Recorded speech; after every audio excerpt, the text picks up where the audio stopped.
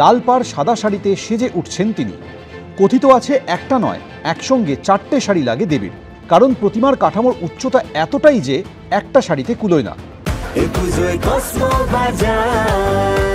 Happy ফ্যামিলির happy smile, Cosmo বাজার, পুজোয় স্টাইল।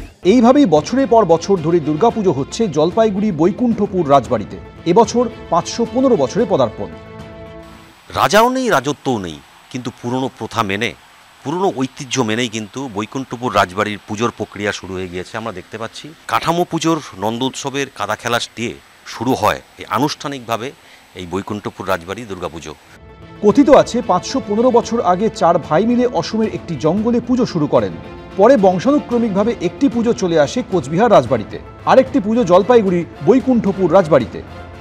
917 বঙ্গাব্দে এবং 1432 শকাব্দে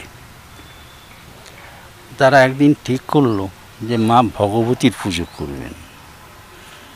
তা 4 ভাইয়ের 13 জন সঙ্গী সাথী মিলে মার বিগ্রহ তৈরি করলেন।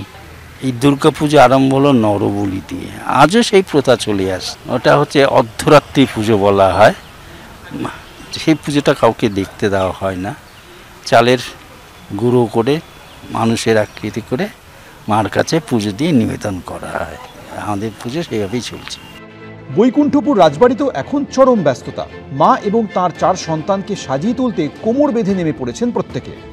প্রতিপদ থেকে পঞ্চমী অবধি পুজো হবে এবং ষষ্ঠীর দিন থেকে আমরা ষষ্ঠীতে সকালবেলা ষষ্ঠী পুজো, সন্ধ্যাবেলায় দেবীর আমন্ত্রণ অধিবাস বোধন করেই আমরা সপ্তমীতে নবপত্রিকা স্নান করে রাজবাড়ির প্রণত বসু তার করে সে পুরোহিত বরণ করবে এবং তার অনুমতি নিয়েই আমাদের নবপত্রিকা স্নান এবং পুজো শুরু হয়ে যাবে। এবং আমাদের সপ্তমীতে যেরকম পুজো চলবে, সাথে আমাদের এখানে আমিষ ভোগ দেওয়া হয়। সেখানে অষ্টমীর দিন যেমন সকালে অষ্টমী পুজো হবে এবং অষ্টমীর রাতেই এখানে, যেটা বাইরে কোনোখানে হয় না, এখানে অর্ধরাত্রি পুজো হয় এবং সেই সময় 8টা পায়রা বলি দেওয়া হবে এবং অষ্টমী পুজো এবং সকালবেলা সন্ধি পুজোও হবে এবং নবমীতেও আমাদের এখানে 5 রকম বলি হয় এবং সাথে আমিষ ভোগ দেওয়া হয়। এবং এখানে দশমীর দিন একটা বিশেষ মাকে পান্তা ভাত, কচু শাক, শাপলা, ইলিশ মাছ, পুঁটি মাছ ভাজা, এগুলো মাকে নিবেদন করা হয়। ঐতিহ্য ধরে রাখতে মরিয়া বৈকুণ্ঠপুর রাজবাড়ির সদস্যরা। রাজা চট্টোপাধ্যায়, এবিপি আনন্দ, জলপাইগুড়ি।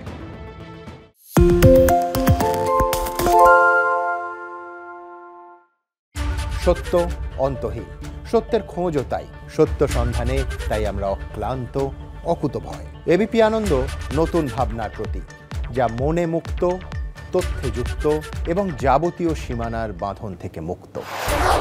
সীমা না শব্দটির মধ্যে লুকিয়ে আছে মানা শব্দটি, যেন চোখ রাঙানি এক অদৃশ্য বেড়াজাল, যা আটকে রাখে আমাদের এক ছোট্ট গণ্ডির মধ্যে। একমাত্র সঠিক খবরই গড়ে তুলবে এক মুক্ত সমাজ। সেই জগৎ গড়ার লক্ষ্যে কোনো সীমানার ঠুকুটি আমরা মানব না। এবিপি আনন্দ এগিয়ে থাকে, এগিয়ে রাখে।